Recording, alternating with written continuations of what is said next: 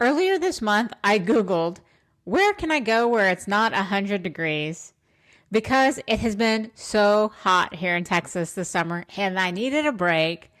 Not a work trip or a work conference or a meeting thing that I had to be on for, but an actual break to get away from the heat.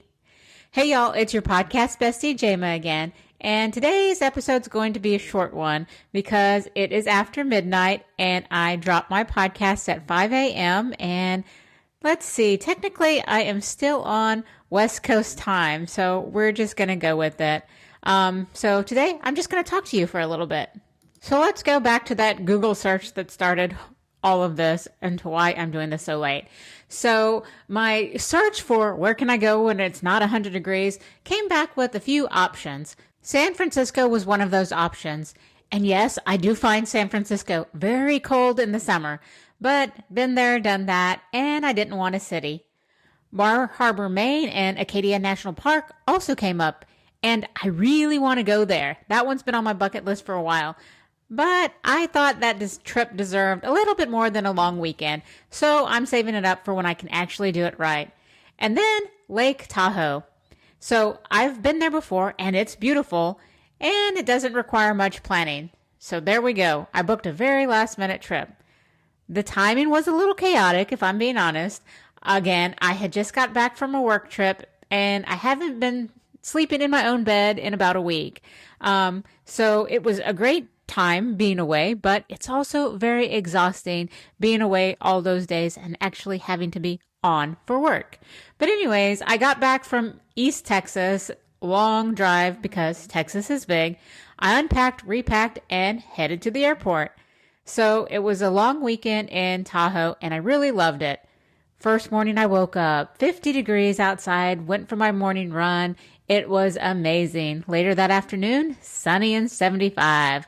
One of my favorite times. And I was swimming in the lake, sitting at the beach, relaxing, doing all the things. So I went for runs there. I went for hikes there. I took a lot of pictures. Because, like running, taking pictures really, really calms me. Nowadays, I don't share those pictures like I used to.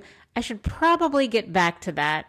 You know, back before my run influencer days and always posting pictures of me, I actually posted pictures of everything else and rarely shared me.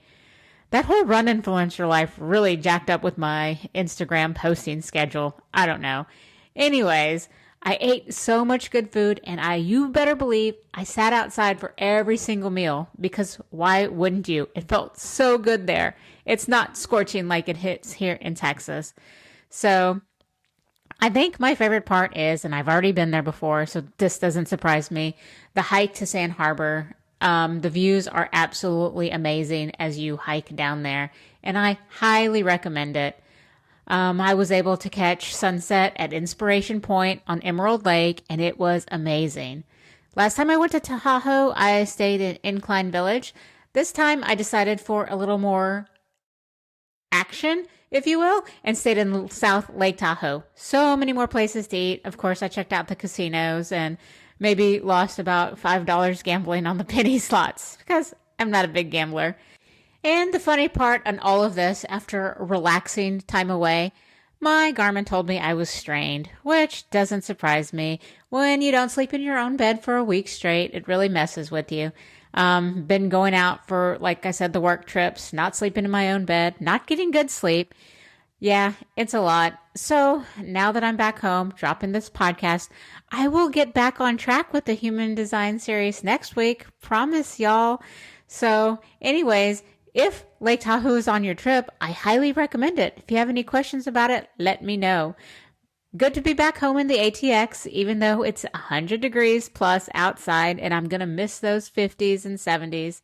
Anyways, that's all I got for now. Bye, y'all.